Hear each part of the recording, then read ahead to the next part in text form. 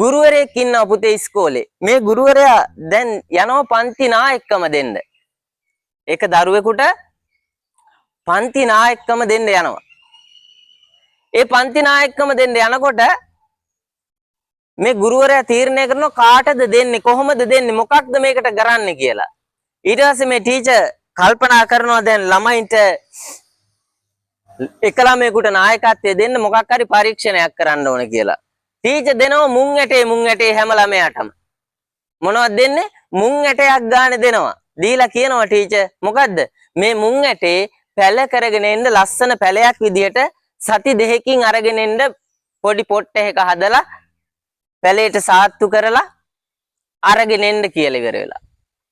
දැන් ළමයි අර දුන්නු එක මුං ඇටයයි දුන්නේ එක්කෙනෙකුට. මේක අරගෙන ගෙදර ගියා. ගෙදර ගිහිල්ලා අර පොඩි කප් එකක හිටවලා දැන් ඉතින් වතුර දානවා උදේ දවල් බලා ගන්නවා. බලාගෙන දැන් යාළුවෝ පන්තියට ආපුවම දැන් සති දෙකකින් ගේන්න කියන්නේ. සති දෙකකින් තමයි යහපව් ආයේ ඉස්කෝලේට ගේන්න කියන්නේ. දැන් බලා ගන්නකොට දැන් යාළුවෝ ආපුවම කතා කරනවානේ. ඒ මගේ පැලේ නම් දැන් පැල වෙලා කොළ දෙකක් ඇවිල්ලා කොළ තුනක් ඇවිල්ලා දැන් නියමයි.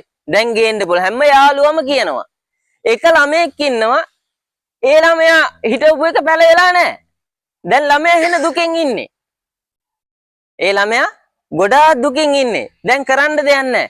කමන්නේ. දැන් ළමයි ඔක්කොම පැල ටිකක් අරගෙන දැන් ගේන්න ගියපු දවසේ පැල ටිකක් අරගෙන එනවා පන්තියට. දැන් ලස්සන පැල. එක ළමයිගේ. දැන් ඉතින් ඒ ළමයිම දැන් තෝරනවා මොකද්ද? හොඳම පැලේ කෝකද මේ සැරේ නම් නායකකම හම්බෙන්නේ අපේ සචිත්ට.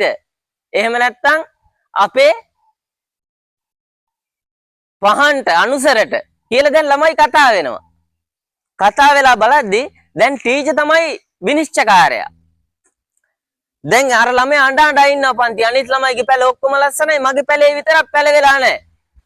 ඊට පස්සේ පුතේ මොකද කරන්නේ? ටීචර් දැන් නායකකම දෙන්න ලෑස්ති වෙනවා දැන්. ටීචර් පැල ටික ඔක්කොම බලනවා. බලලා ඉවරලා ටීචර් පන්ති නායකකම දෙනවා කාටද?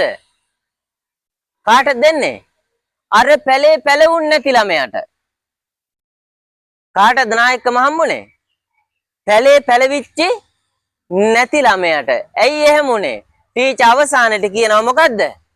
මම ඔයාලා ඔක්කොටම දුන්නේ තම්බපු මුං ඇට. ඒ මුං ඇට කවදාවත් පැලවෙන්නේ නැහැ. අවංකවම වැඩ කරපු එක දරුවා ඉන්නේ මෙතන. ඒ දරුවට තමයි නායකකම දෙන්නේ කියලා. ඒ නිසා හොඳට මතක තියාගන්න අර ළමයි මුං ඇටේ අරගෙන යනකොට එක්කෝ එතනින් නැති වෙන්න ඇති. ගෙදර ගියා මුං ඇටයන් හිටවගෙන එන්න කිව්වේ. කොහෙන් හරි මුං ඇටයක් හොයාගත්තා. ඒක පැල කරා. ඒ නිසා හොඳට මතක තියාගන්න දුවේ පුතේ අවංකව වැඩ කරන්න. හිතට එකඟව වැඩ කරන්න. ඒ නිසා අරිය ධම්ම දහම් පාසලෙන් අනාගතයට යහපත් දරු පිරිසක් දිවි වේවායි කියන උතුම් ප්‍රාර්ථනයත් සමගින් මම නවතින ඔබ සියලුම දෙනාට සුබ දවසක් ප්‍රාර්ථනා කරමි. ස්තුතියි.